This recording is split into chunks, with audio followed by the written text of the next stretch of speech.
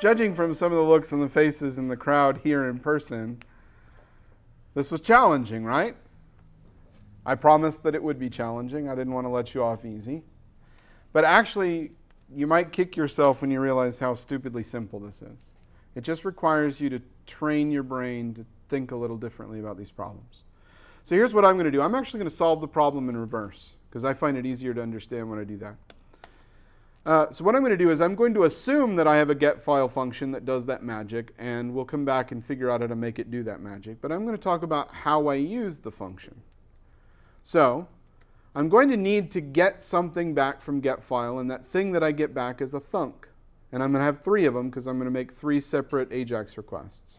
So I'm going to call it th1, thunk1 is getFile file1. And th2 is getFile file2. And th3 is getFile file3. Okay? Now, that takes care of making the requests, but it doesn't take care of coordinating their responses. So I'm going to coordinate their responses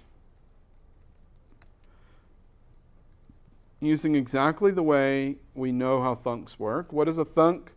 It takes a callback, right? So I'm going to call th1 and give it a callback, which gives me some text. And for just clarity's sake, I'm going to call it text1. Doesn't matter what we call it. But I know that this callback will be called when there is a text1 to respond to. Does everybody agree with that? So I can simply output it at that point.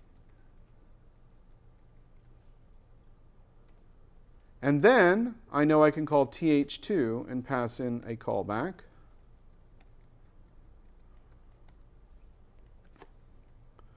And at this point, I know I can print out the contents. And then I know I can call th3 with a callback and print out the contents. Oops. And finally, print out my complete message.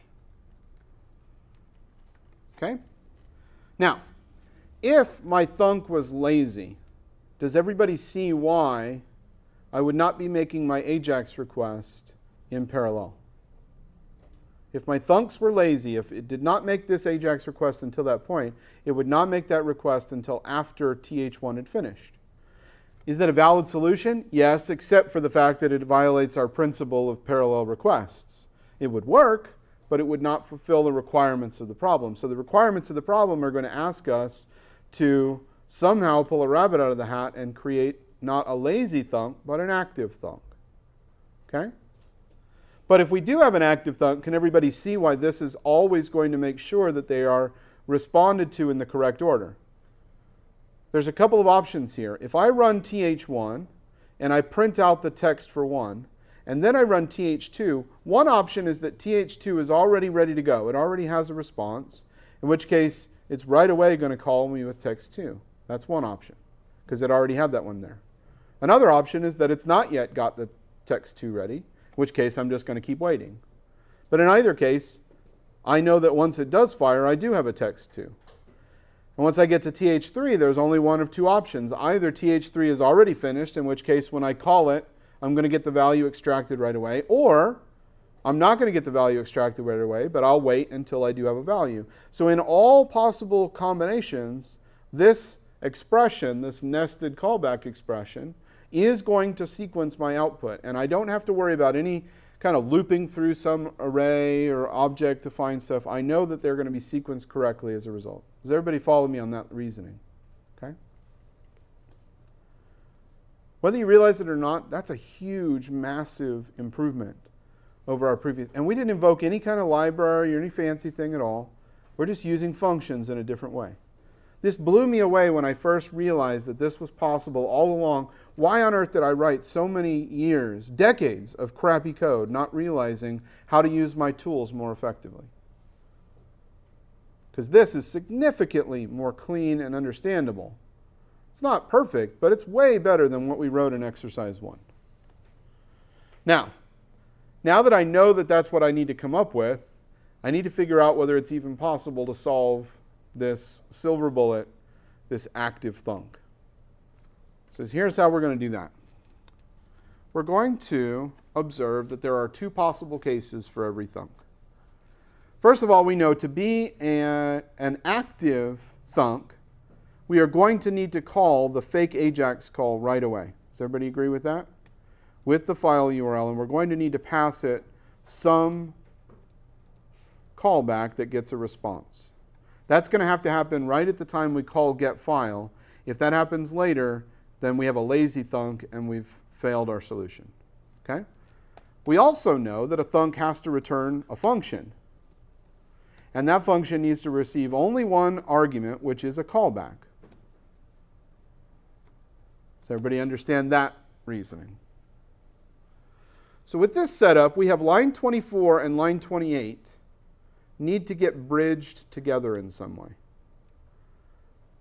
Either line 24 is going to run before line 28, or line 28 is going to run before line 24. Those are the only two possible outcomes. So we need to bridge the two, and we're going to do that by looking at both scenarios independently. So let's imagine, for an example, that line 24 runs first, before line 28. So let's say line 24 has run. That means we got the response back, but we have not yet called our thunk. We're going to need to hold on to that response. Does everybody agree with that reasoning? So here's what I'm going to do. I'm going to, in my closure, have a variable called text. And what I'm going to say is text is equal to response. Now, on line 30 now, which was the previous line 28, when line 30 runs at a later time, I have a callback and I have some response text. So couldn't I just say CB text? Does everybody see how I did that? That's only one of our two scenarios, but I just want you to understand how we're bridging. In the one scenario, we're bridging by saving the text and then passing it into the callback at a later time. Okay? Now, let me back up. Let's imagine that now instead that it's line 30 that runs first before line 26. So line 30 gets a callback, but we're not ready to use that callback yet, are we? So what if we save it off? What if we say fn is equal to cb? And then when this line 26 runs, I have a callback to pass my stuff to. I can just simply pass response directly into fn. Does everybody see that? So in either of those two scenarios, I have a way to bridge the gap, and that bridge is closure. Now I just need to put those two solutions together. Okay? So what I'm going to do, I'll start back at scratch. What I'm going to do is set up an if statement to ask for these two conditions. So inside of on line 26, what I'm going to ask is, if fn has been set, then I know that the other one has been called first, right? Because that's the only way it gets set, which means I can simply call it right away with what I just got. If fn has not been set, I need to save the response. Down here, we're going to do the reverse if logic.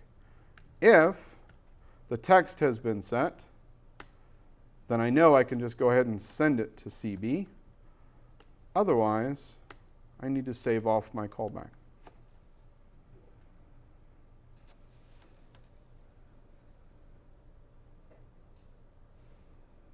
A few of you had that. I had that mind exploding like, what? How has this been around and I just never even knew it? Why didn't anybody ever teach me this in all my years of JavaScript? I don't need some library. I just need to know how to know. I need to know how to better use the tools I already had.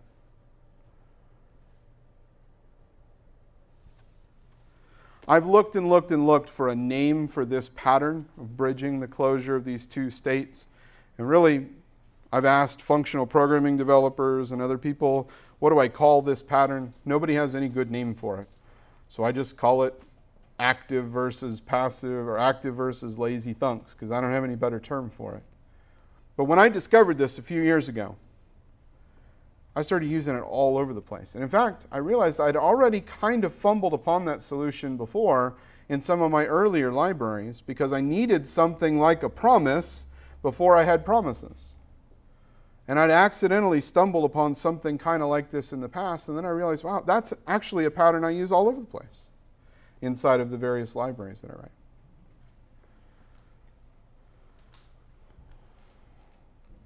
So it's a more effective way of using the callbacks and closures that we already have in the language. And again, the takeaway, we have completely factored time as a state out of the equation. We don't have to worry about it. We set this code up once. This is like plumbing. This is the program code that we write over and over and over and over again. And this is the part where we don't have to worry about time, because that part's already been taken care of for us. So it makes our code fundamentally easier to reason about.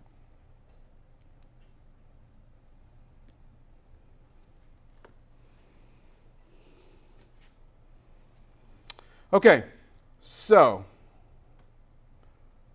that's thunks. The next step when we get back together is to understand how promises add on to that pattern and give us even more of a solution. Promises are not a replacement for thunks, because inside of my libraries that I'm making promises, I use thunks. Thunks are a thing that you can use. It's a very lightweight way of solving asynchronous sequencing issues without having to invoke some huge library or some, crazy API or something like that. It's a very lightweight, easy way of doing it. It's going to take some practice to wrap your brain around that pattern. It took me quite a bit of practice. I would highly encourage you, between now and the next time we get together for this workshop, spend some time going back over that. Try that from blank file and see if you can recreate that same reasoning that I just recreated. It'll make our exploration of promises a lot more fruitful for you if you do.